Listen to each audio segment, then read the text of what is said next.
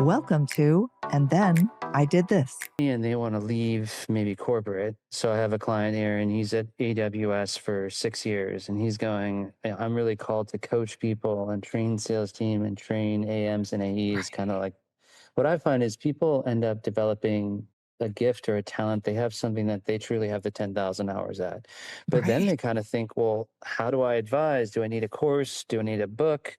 Do I work by right. the hour, concierge? Do I do a combination of these things? And then we see like the Alex Hermosis and all this stuff going Exactly. on, and it's really overwhelming, and it's a huge leap of faith to go out and build a business around your brand or your name, and you Yeah, understand this, right? So yeah, I help them take that leap effectively and yeah. figure out the vectors that they like, because most people think, well, I have to go crazy on LinkedIn to get the followers, I have to write all these books, I have to have this YouTube channel. Right, But there's a lot of nuances to it, I mean, the cool thing about building a knowledge business is you can build it in your own image, right? right, So like Seth Godin just has the blog, right. Hermosi's huge on YouTube. Some people are doing books. The way I grew up, like just the written word, and my father was linguistics PhD too. And so Wow.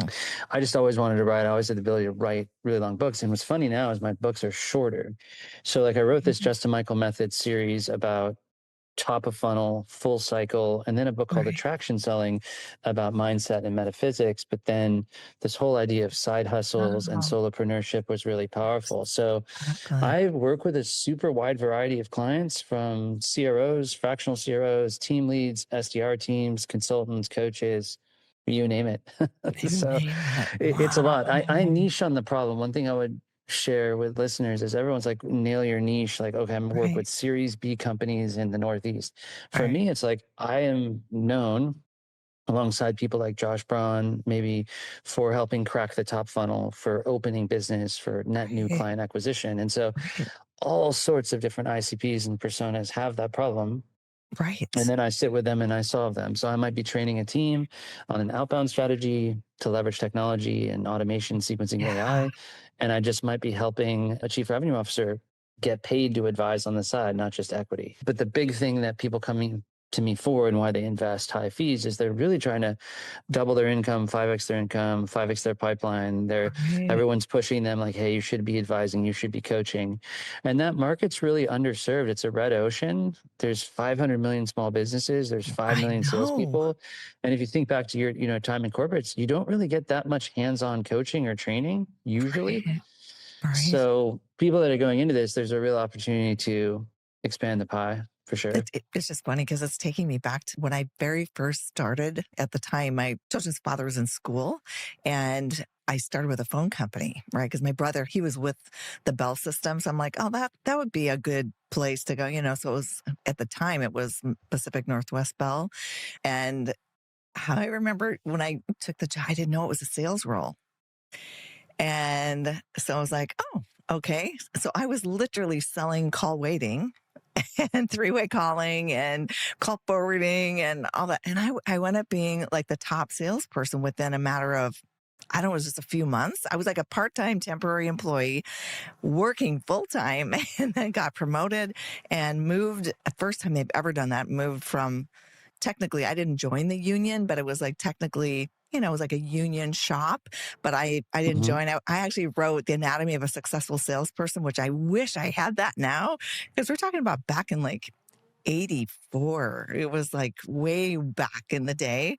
And then they moved me to Seattle. And then, so I was blessed to have been exposed to, well, I actually was selling athletic and sporting goods stuff at a sporting goods store. So I hear you with what you're doing, like, huge respect for going all in and doing everything you've done. It's like Yeah, amazing.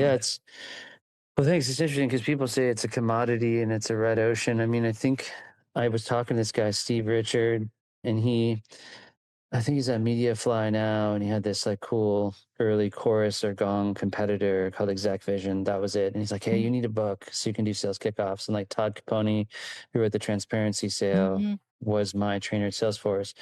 And I thought, okay, I need to do something different with technology and really assess all the different tech stacks that are possible. So that's kind of Right. where I started, and that was RevOps. And now revenue operations has gotten extremely technical now with things like Clay. It's a Right. lot more like coding. It's Right. very technical. So I focus on a lot of the soft skills. I help people with C-level communication to, Right. how do you get to a Fortune 10, Fortune 100, Fortune 1000? How do you even get these Right. folks to take a meeting with you? What's your Right. value prop? How do you tell stories? How do you use neuroscience? So Exactly. I have advanced email techniques, advanced cold calling techniques, visual prospecting, things around voice drops, video. And I wrote a book called Cold Call Algo because actually what's happening is it's very hard to automate a lot of the Right. prospecting and outbound processes. There's a lot of hype, like you can just AI your top of funnel, Oh my God. but the truth is you actually can't. And if you're receiving a lot No. of emails right now from ChatGPT, you're getting this kind of sloppy Exactly. big dashes. It's vanilla. So I Insert. work on, yep, it's just really generic junk. Yeah. Oh, So I'm working with people on slowing down, hyper right. personalizing their messaging, getting Right. business acumen, understanding how people's business work. And so 75% of the workforce are millennial, Gen Z, and a lot of them Yeah. have been digital native and they just haven't done cold calling and they don't have to actually get in front and Exactly. talk to or present. So there's a gap there. Not all of Wow. them, but they're coming to me and they're kind of really interested in different methods because a lot of the methods to do outbound sales are almost identically. Everyone says, "Did I catch you at Yes. a bad time? Can I I get 15 know. seconds?" It's like when Oh, you walk into a retail store and they're like, "Can I help you?" "No, thanks." And 100% exactly. of the people ask it the same way, right? So, how would you pattern interrupt that? And what would you say to stand Right. out?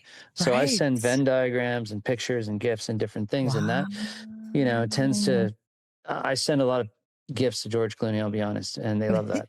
And this team in Canada is like, well, have you tested the impact of the Clooney gifts? I'm like, yeah, I do a lot of testing. No, I just send a cat gif and it works. And sometimes people pay me a lot of money and they're like, why am I paying you to send a cat? And then they send the cat and they get a meeting. Right. I had this situation down at HubSpot in Australia, and they were like, "Oh, we're not gonna get meetings with any kind of CMOs, right? Because they're not on LinkedIn." And so they went on there and they started using my chat flow techniques because I have sort of these Right. DM flows I call the fourth frame. And within a few days, the CMO's 17 back and forths in these DM flows when no one would answer. So that's the kind of stuff Wow. I work on is just making LinkedIn come alive. And LinkedIn Ex- is not an email platform. It's a chat flow. It's an yes. interactive experience and people don't get that. Exactly. I will say I've even experienced that more like now, kind of at the beginning of the year. Like I obviously kind of went all in on LinkedIn, like, about a year, not quite a year ago. And just the way people engage, like, and even write about that. We're human beings, we're not human doings. Like we want to engage with each other, not just have a copy and paste people who are using AI to comment. I just can't. I'm just like lose my number, like lose my LinkedIn. Yeah, I'm with you on that. Yeah, it's the promise of AI is interesting. I mean, it is generative. It kind of takes the same patterns over and over again. So there's really a power to being strategic, being able to think, read, write, Yes, and a lot of the humanities that haven't gone away. So that's made my books exactly. different, like I've used a lot of LLMs and models and editors to enhance and synthesize content, but I'm really writing the core and then coming up Right, with new methods and models informed by these great leaders. And that generation is right. kind of moving on. They're in their 80s, they're retiring. There's this old guard. Wow. And I think new generations think like, ooh, it's not valid. Like people don't buy like the 90s, like writers from 2005. It's not relevant. However, the human brain is identical to 100 years ago and will be Exactly. the same in 100 years. We're not evolving that quickly. And that's a wrap on another episode of And Then I Did This, celebrating the lives of those who've walked away from the beaten path to pursue work and a life that nourishes their soul. If you're feeling inspired and ready to explore your own path to freedom, check out youcanbefree.life, where you'll find resources and support to help you break free and live life on your own terms. See you next time.